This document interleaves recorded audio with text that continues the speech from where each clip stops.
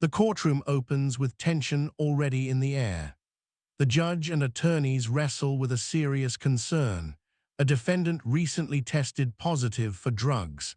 But the real question becomes, does that positive test actually impact her ability to understand the charges and proceedings today? Viewers, buckle up. This case quickly spirals from routine procedure into explosive disputes about money, representation, and justice delayed for years. Look, she tested positive yesterday. Don't we need to do a drug test, make sure that she's negative? Well, I mean, I don't know how long it'll take to get out of the system, so. Just because it's in her system doesn't make her intoxicated. No, I understand. Yeah. Any, But she's been overnight. are y'all insisting that we move forward together? Good. I mean, And there's a reason. Yeah, you've spoken to it. Oh, yeah, exactly. There is any reason to believe that the defendant is incoherent or does not understand the proceedings? No, she understands everything. Ms. Milton, you understand where we are and what we are doing? Yes, sir. Okay, and Mr. West is going to help you on this. You were charged in two cases, 23 CR 905, forgery of with a financial instrument, that is a state jail felony, and 23 CR 907, which is fraudulent use of possession of identifying information, and that is also a state jail. Here, the judge reads out the formal charges: forgery with a financial instrument and fraudulent use of identifying information. Both are state jail felonies in Texas, serious offenses that carry up to 2 years behind bars and fines reaching $10,000 each. But instead of fighting these charges in a trial, the defense and prosecution have reached an agreement. The stakes: whether the defendant can avoid prison through probation. Felony. Does the defendant waive formal readings of these indictments and arraignments? Can we proceed in summary? Yes, Your Honor, please. In summary, each of these indictments similarly state that on or about January 31st, 2023 in Jefferson County, Texas, you committed these state jail felonies that I described for you in these cause numbers 23 CR 905 and 907. You understand from speaking with your attorney what you were charged with in each of these cases? Yes, sir. These are state jail felonies, which mean that you face no less than 180 days, up to 2 years in the state jail, and a fine up to $10,000 can be assessed for each case. Do you understand? Yes, sir. Hmm. Hmm. Hmm. Hmm. What he's doing. Agreements have been reached. Well, even to the record, we're fixing the pad. Yes, Your Honor. We now hear the plea agreement. 5 years deferred probation on each count, meaning if the defendant follows every rule, the felony convictions won't appear as guilty verdicts. Add in a $500 fine per case and strict probation conditions, and she's walking a razor-thin line between freedom and incarceration. Deferred probation might sound like a second chance, but one slip, missed meetings, another drug test failure, or new charges, and the deal collapses, sending her straight to jail. Agreement is on each case, 5 years deferred probation, $500 fine, no restitution and rent currently. All right.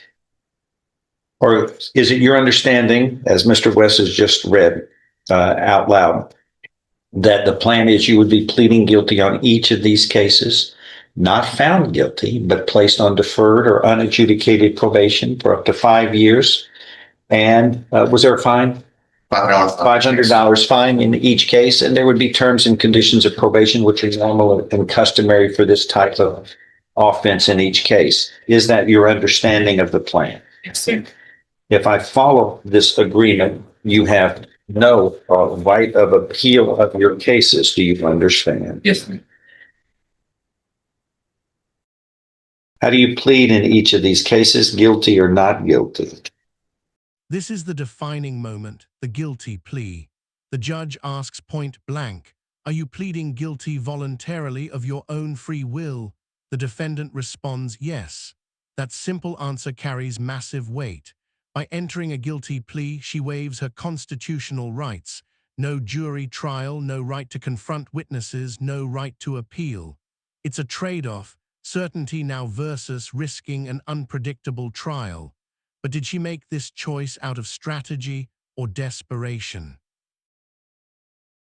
Guilty. Are you pleading guilty voluntarily? That is on your own free will. And because you are indeed guilty of each of these charges in these two indictments. Yes. We're going to show you in each case what's marked as State's Exhibit 1. Did you sign these documents? Yes. Understand them? Discuss them with your attorney? Are the contents all true and correct? Yes. State's Exhibit 1 was tendered into evidence in each case. No objection. Without objection, admitted. Among other things, they state that you are mentally competent to enter your guilty plea. These are freely and voluntarily made. You know what you've been charged with. The indictments have been read to you. You've read it.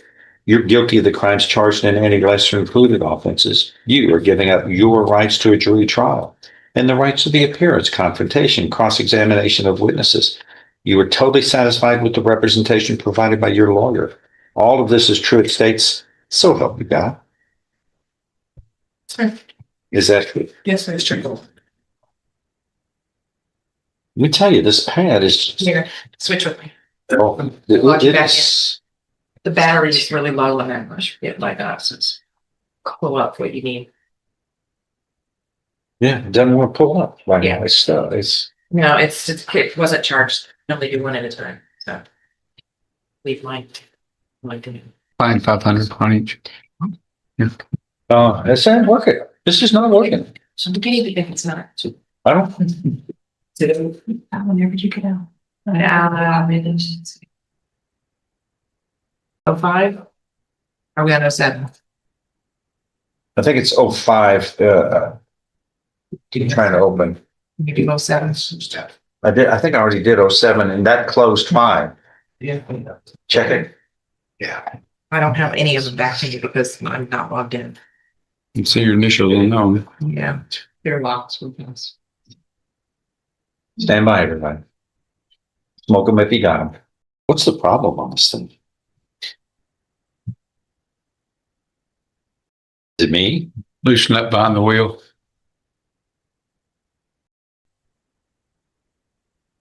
Or you're walking the rest of the trip? A surprising hiccup interrupts the hearing. Technical difficulties. Even judges aren't immune from computer issues, fumbling with exhibits and low batteries. Yet beneath the light-hearted comments lies serious business. The exhibits confirm the defendant's signature and acknowledgement of guilt. This isn't just paperwork. It's the foundation proving her plea was valid, voluntary, and informed. A glitchy laptop can stall the process, but the justice system grinds forward. All right. In each of these cases, ma'am, I show you what's marked as State's Exhibit 1. Did you sign those documents voluntarily, understand them, discuss them with your attorney, or are the contents true and correct? Yes, speak out. Yes, they're all true and Yes, correct. Okay. State's Exhibit 1 is tendered into evidence in each case. No objection. Without objection admitted. And again, these state that you are mentally competent to enter your guilty pleas. They're freely and voluntarily made. You know what you've been charged with. The indictments have been read to you. You've read them. You are guilty of the crimes charged in any lesser included offenses. You are giving up your rights to a jury trial and the rights to the appearance, confrontation, cross-examination of witnesses. God bless you. You were totally satisfied with the representation provided by your lawyer. All true, so help you God. Sure. State's Exhibit 1 in each case made a part of the record for all purposes. Pre-sentence reports waived. Please, Your Honor, yes. I'm going to follow these agreements. If nothing further, I'm going to find you, ma'am, Ms. Milton, you are pleading guilty in each of these two cases voluntarily. You are mentally competent to do so. You understand and appreciate the consequences of pleading guilty. There's sufficient evidence supporting your guilty plea from State's Exhibit 1 admitted here to find you guilty beyond a reasonable doubt in each of these cases. But I'm not going to find you guilty. Here comes the critical ruling. The judge formally accepts the guilty plea but withholds a conviction. Instead, probation begins immediately, 5 years to prove she can stay clean, stay law-abiding, and meet every probation requirement. One violation, and those 2 felonies could crash down with full force. The judge even reminds her, "You're going to do well, aren't you?" A warning disguised as encouragement. Do you think she'll succeed, or is this probation a ticking time bomb? So long as you follow these terms and conditions of probation, you will be placed on deferred or unadjudicated probation for 5 years to run concurrently. At the same time, you must pay a fine of $500. There will be other terms and conditions of probation, which are normal and customary for this.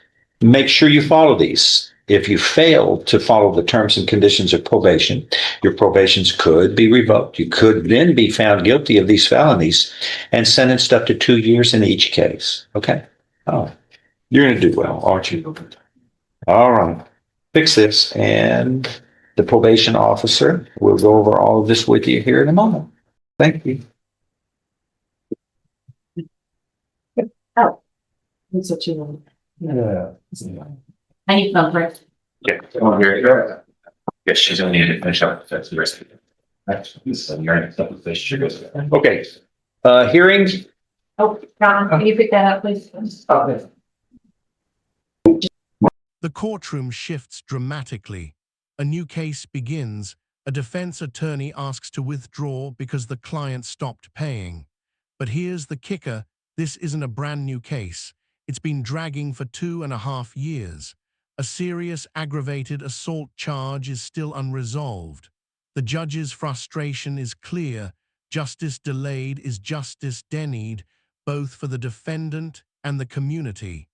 How does a case sit in limbo for so long without resolution? There is. What are we doing today? Motion to withdraw the honor's counsel. Why?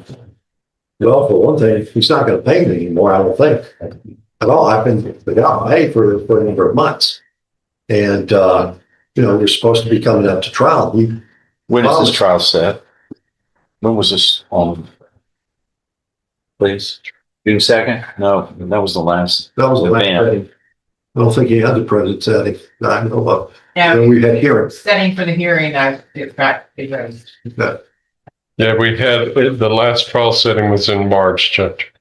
And this is this is 2.5 years old, and now we're not getting paid. Yeah, I just worked with him, tried to get payment, and now he doesn't pay. He hasn't paid for several months. I'm not sure what his problem is. He never talked to me I about it. don't get involved in this, but is there a problem? Yes, very much so. What is it? It's black and white. None of the things that I've asked him to do have been done. There's no motions on my end. We're here. We're at 2.5 years later. You said it yourself. I mean, this shouldn't be going to trial. So waste of money for the state. So waste of money for myself and time. It all started with the police investigation. I've never talked to police once. I've never talked to this man to be able to talk to him to get through the state and say, hey, this doesn't need to get to escalate. When did you save the state some money? That's wonder. He should know this is an aggravated assault case. Either assaulted guy or, he was self-defense. When did you get hired, please? I got paperwork today and he was retained May the 24th, May the 24th. Of what? 2023. Okay, 2 years. 2 years. So 2 full years goes by, and now you're filing a motion to withdraw because he hadn't paid you? In a while. I think the last time he paid me was before December. Right. He thinks probably he paid me too much. I don't know. I don't know what the heck he's talking about as far as motions. He wants to talk to the police. He doesn't have the right to talk to the police. And it's if he asked me more fundamental questions, maybe I could explain it to him. But now I've got expenses. I've got to travel. He's known since December that I've been moving to Longview. And it would cost me some money to come down here and try the case. So I was just trying to get it's going to be 3-day trial. Mhm. And he needs to at least pay me for the 3 days of my expenses. It's also been my experience that sometimes you end up getting stuck as an attorney. Then it's not a good deal. It happened to me when I was in private practice. You get stuck and there are The judge drops a hard truth. Lawyers sometimes lose money on cases, but they can't simply walk away after years of representation. The defendant, now unemployed for over 5 months, reveals he cannot pay his attorney. This creates a collision between money and constitutional rights. The judge suggests an alternative: apply for indigent defense funding. But even with that lifeline, the judge orders the case forward. No more delays. Is this a fair balance, or is the defendant trapped? legal ways of handling that. But what disturbs me is this has gone 2.5 years and now I'm looking at, I'm being presented with something that is far overdue for trial. And y'all are bickering over a civil contract that isn't being worked out. Well, That's not for the court to resolve. It's not for the court to resolve. You got a problem with him? There's a bar. There are agreements that you can file. If you want to do that. Completely agree. If that's what you want to do, if you assumed a responsibility to represent it, and that you can't do 2.5 years really, and then whatever money has been paid, I don't know. I don't want to get into that, but some money had to have been paid. Yes. And this is overdue for disposition. And what we're going to, 2 things. I can release you, then we have to start over with another lawyer.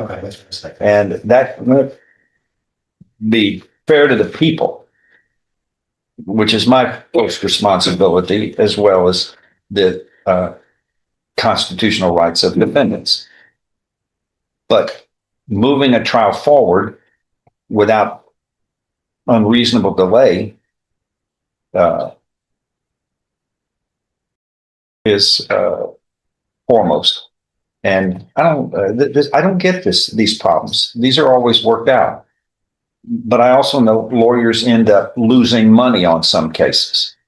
It's a responsibility, though, that they deal with. If you're indigent, are you indigent? Are you able to pay? Do you have a job? No, I beforehand, I did have a job. Now circumstances have changed. I don't have a job. I haven't had a job for the past 5.5 months. I'm working on getting a job. This is delaying on me getting a job. So you don't have an income right now? No, I do not have an income. All right. I didn't understand. I didn't know that. All right. Either fully. I know I gave him a little time because you should find jobs. He can, look, Okay. you, But the thing, excuse me. you can continue to first of all, you've spent the time, you've gone down the road on this. I'm not going to start over. If you come to me later and apply for indigent funds to help you in this case, I'm happy to consider it. Sure. And it doesn't happen often, but it's happened before, and those have been granted. Reasonable fees have been granted, but I want sure. your 2.5 years and yours. Y'all fix this together. Work together, please. It's in your best interest, in your best interest. Oh, definitely. I didn't know I could apply for it. It doesn't happen normally, but there's always an answer to every unique situation that this court over 18.5 years has had to deal with. But we just don't open the door for the people to pay. Y'all work it out. But if his situation has changed and he's unable to pay, then he needs to fill out an indigent form before he leaves, so that can get into the record. If it changes, you have to let me know, or else you're in trouble. So you get a job, fine. You take, start accounting for your time that you would ask for reimbursement for while he is indigent. But this moves forward, please. I'm going to be kind about it. I'm demanding I'm ordering it to move forward. Y'all had enough time to prepare, get to the finish line one way or the other, however this is going to be disposed of. Okay. Is it Mr. Ham on this? Yes, sir. This doesn't look like a real complex matter. It could be, but I've got to go down to 3 witnesses, Judge. no, Yeah. there's no reason to delay 2.5 years on 3 witnesses. Come on. No, y'all's business is yours, but the state, it's succinct. It's obvious. The only thing that is the 2 of my witnesses will require an interpreter. All right. And if it's not going to be disposed of by a trial, let me know so we don't spend time and money preparing for a trial. If it can be worked out, let me know. If not, let's try it. But what's it set for, Helen? I can put it on the 25th when Mr. Cobb is here already.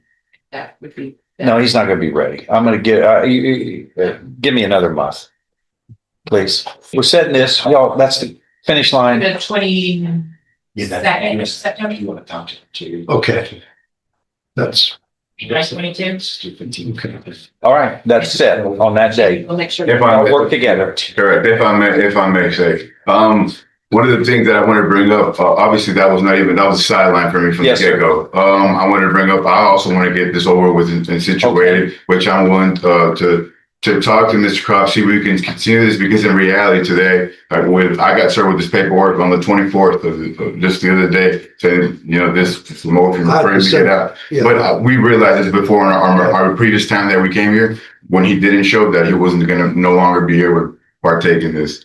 I came here on my last continuance. I was never even called up here. I showed up in the morning. I was on the court docket online. No one gave me an explanation. I just waited for the bond people to call me. I mean, I don't know how it slips through the cracks or who gets, but at the end of the day, I'm here. Try to close that. Look, The defendant reveals more frustration, motions filed but never presented, court dates missed, communication breakdowns. The judge clarifies, filing motions isn't enough. They must be presented in court to matter. With 2,500 cases on his docket, the judge makes it clear he can't babysit attorneys. This moment highlights a fundamental truth about the justice system. Without proactive lawyering, defendants risk being lost in the shuffle. when motions are presented, when motions are filed, that doesn't get my attention because I've got 2,500 cases, 2,500 cases. So lawyers know they can file a motion, but I'm not going to even know about it Right. unless it's presented. We call it presented. They've got to present it to me, get my attention, and get everybody together, and then Right.